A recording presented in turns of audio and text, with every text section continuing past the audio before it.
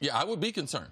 Yeah, absolutely, because basketball is a game of matchups. And anytime you get into these series, you see teams make playoff adjustments.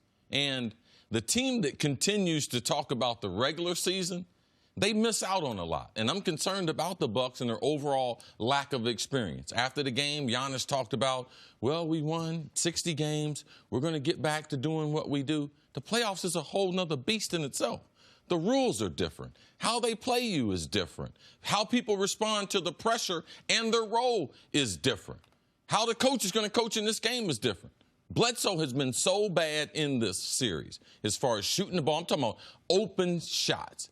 He has not performed well. So the thing that makes this difference, and my issue with Giannis is, and his lack of understanding is, tonight in the game, if Bledsoe struggles in the first half, they're going to pull him out. They're going to go with Brogdon. Yep. They're going to go with George Hill. During the regular season, they would never do this.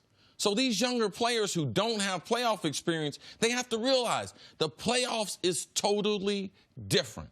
And I expect a sense of urgency from Milwaukee, especially in the first 12 minutes in that first quarter of the game getting back home. With the reason why they've been the best team in the NBA at home, I expect that to come back. But I'm concerned because they have players that are not playing well, and they don't have the physical matchup. Because to me, Toronto has played more physical than Milwaukee has in the 4 games, Nick. A series and a season, therefore, can turn like that. The Bucks were in single overtime and then double overtime to go up 3-0 and to end it. Then nothing else matters once you're up 3-0. You are probably going to win Game 4 because the other team's spirit is broken. Mm-hmm. If not, you are winning Game 5, and it's over. But they didn't. Giannis fouls out early in that double overtime. Hey, we could have been up 3-0, but it's 2-1. And then you get whooped in Game 4. And now, all of a sudden, it wouldn't have mattered you got whooped in Game 4 had you gotten a few bounces in Game 3, but you didn't. Now, all of a sudden, your season can be on the brink just like in that. 18 hours. Yes. Right? And so it is different than the regular season. There is a different level of pressure. There is a different level of all of a sudden, wait, of course, these are all the biggest games Giannis has ever played. But now it's the biggest game he's played by a factor of 15. Mm-hmm. You go up and down the roster and you're like, who do we know other than George Hill has played in these moments? And the last moment like this we saw from George Hill, he was missing a free throw to win Game 1 of the NBA Finals. So nobody's got a lot of great memories in these moments on this Bucks roster. Now, I think the Bucks are the best team in the NBA. I think the Bucks are going to remind people of that today. But I also know this, even in their wins, except for in Game 2, they have not been great in the first quarter. And this is a game where if you're down 27-20, that's no big. Typically, in the regular season, that's no big deal. Yes. Just wait for that Bucks third quarter avalanche or second quarter avalanche. But you start getting a little tight, start getting a little nervous, have a couple calls go against you. So there is a level of anxiety that the Bucks will be dealing with tonight that is unlike anything not only they've dealt with this season, but for nearly everyone on the roster that they've dealt with at any point in their career. And not only that, for the Bucks, for the first couple games at least, it was just stop Kawhi Leonard because nobody else was contributing. And now all of a sudden, Game 4, you have Serge Ibaka. Van Vliet actually hit a couple shots. Kyle Lowry came out with big. And Kawhi didn't have such a huge game in that one. So for the Bucks, I think perhaps the Raptors bench has turned a corner. They've got more they got to deal with. Maybe their game plan changes a little bit. It is true. That's been the story of the 2-game turnaround to get it back to even. Their bench scoring had 3 guys score in double figures off the bench in game number 4. That hadn't happened for the Raptors since 2016 in the playoffs. So you are right.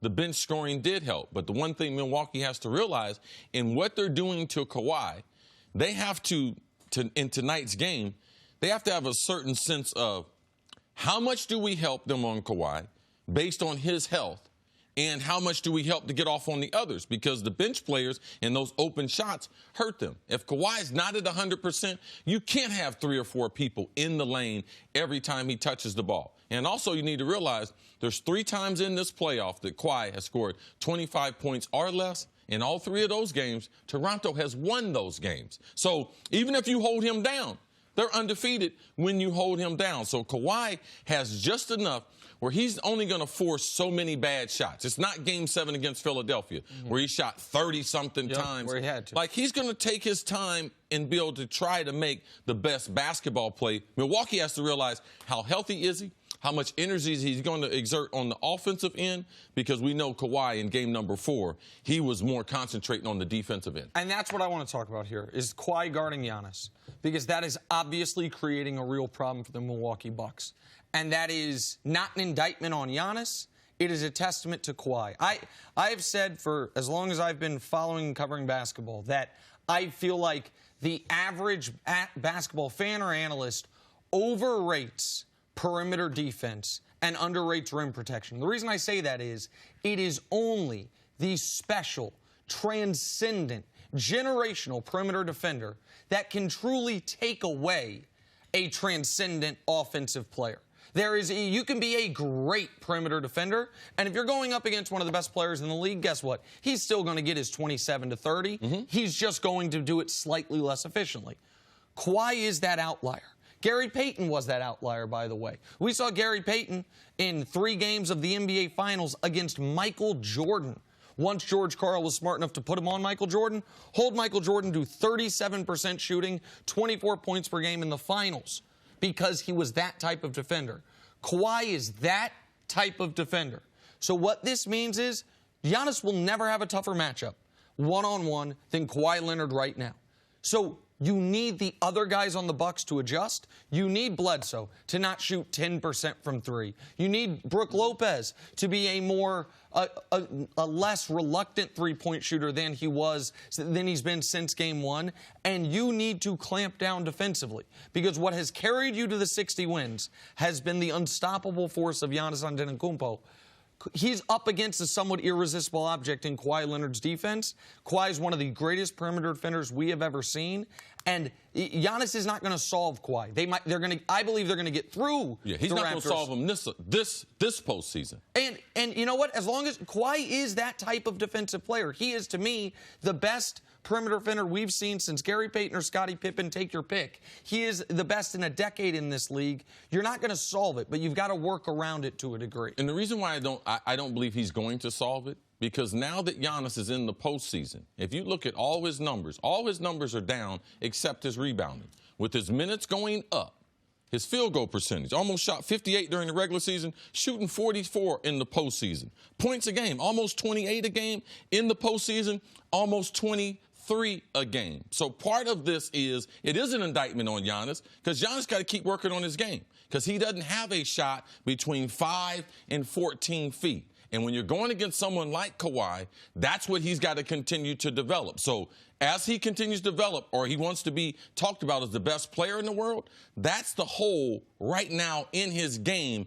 And Kawhi is able to take advantage of it. Kawhi's not going to block his shot, but he's going to contest, and his anticipation of what Giannis is going to do around the rim has really helped him to hold Giannis And those numbers Chris gave, those are Giannis's numbers in this series, with Kawhi on him, with the Raptors paying that much attention to him after he kind of ran rampant in the first 2 rounds. So it is a big adjustment, and it's as tough of a test as he's going to face. All right.